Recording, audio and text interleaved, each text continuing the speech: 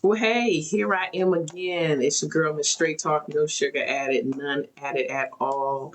My goal is always to offer another perspective. So, as I tell my clients, I'm not here to change your mind. I only want to offer you another perspective. So, here we are. I'm continuing the 16 video series I'm doing on Who's Your Baggage, releasing the dead weight.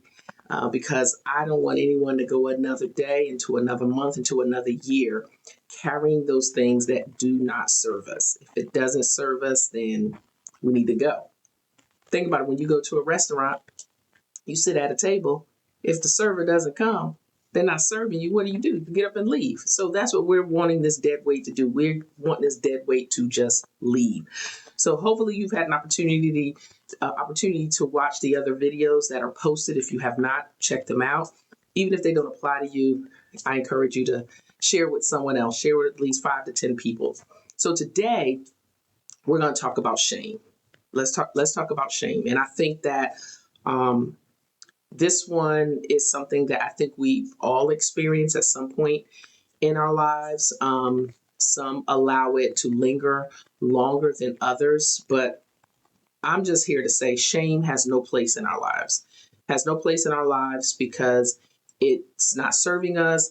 It prevents us from moving forward. It leaves us sitting stagnant, or we're staying in neutral. It doesn't allow us to keep connections with friends and family, and it may even keep us from getting up and just doing just regular day-to-day stuff.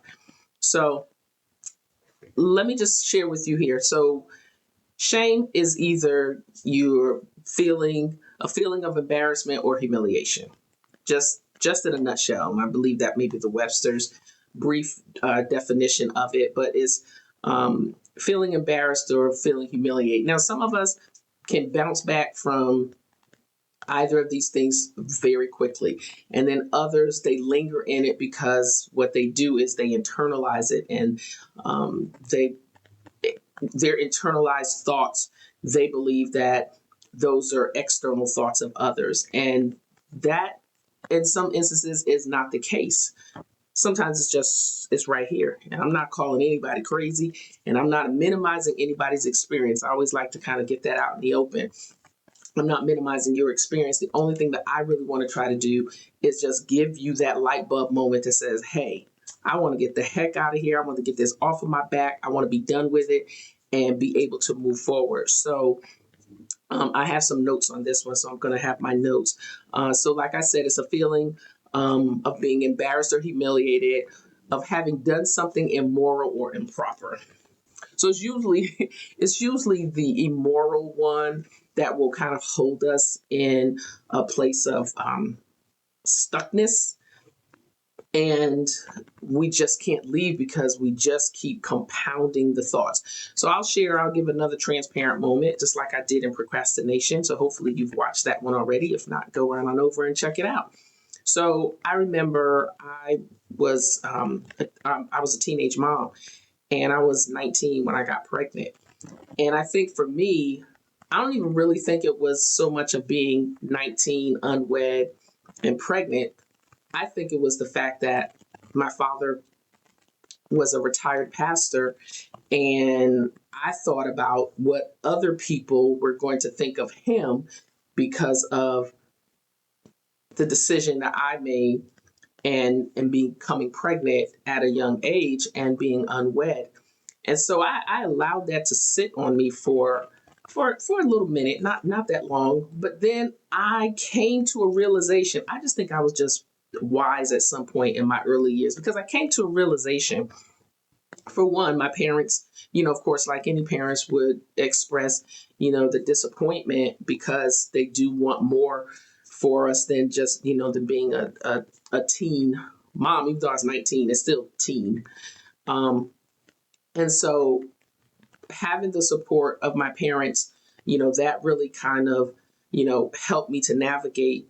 But then what happens is, if you have a great surrounding, if you have a great group of people, then really no matter what decisions that we've made, if there are people in our lives who love us and want to see us through it, then it makes it easier to overcome shame.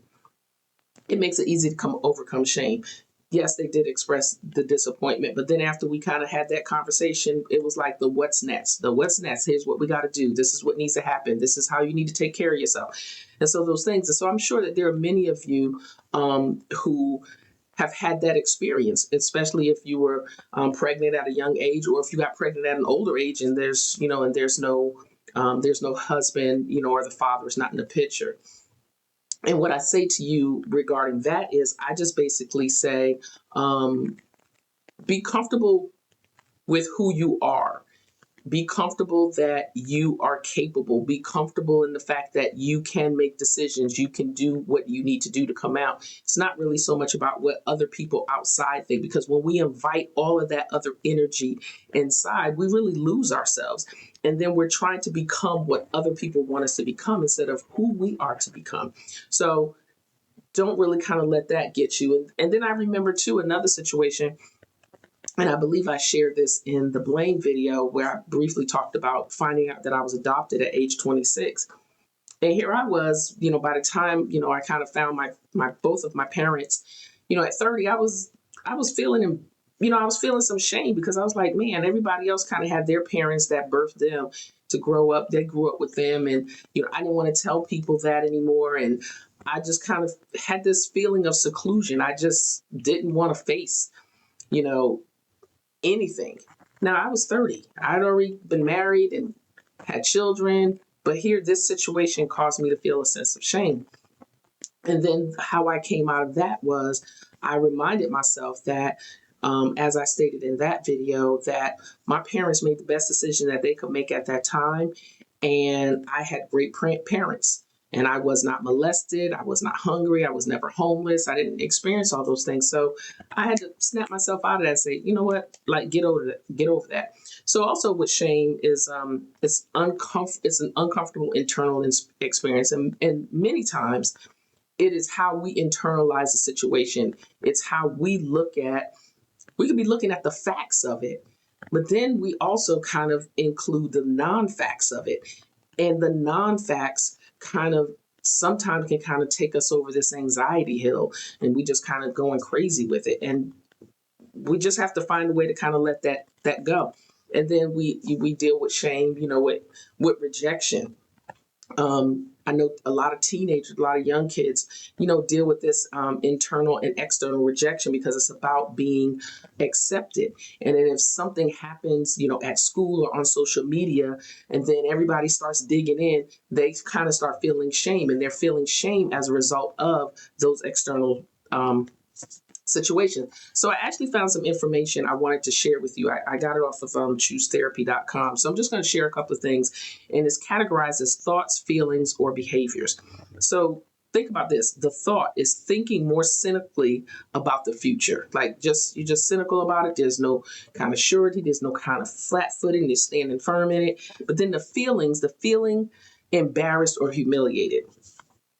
I had to learn early in life, I had to learn to laugh at myself. And when I learned to laugh at myself, then others couldn't enjoy laughing at me. Because you have to find humor in your silliness. You have to find humor in your quirkiness. You have to find, mine was my big forehead. Like, oh my God, I can't tell you how many jokes I heard about my forehead. And then I just, I'm like, okay, I'm going to get in on the fofo jokes. That's what they used to call back then, the fofo jokes. And so when you kind of can kind of look at yourself and accept those, it was a flaw to me, but I'm like, oh, okay, yeah, that's just what I have, and it ain't going anywhere. So let me just laugh about it too. If the joke is funny, I'm going to laugh. And then the behavior behind that is self-destructive behaviors like drug or alcohol abuse. I was fortunate that, I had parents that helped me to navigate those type of things. So I never really felt the need that if I was ashamed of something or didn't have any kind of acceptance, that I would, venture into those type of vices. So as I say in my videos, I am not a therapist. And if you feel that you need help with something, then I encourage you to seek professional help.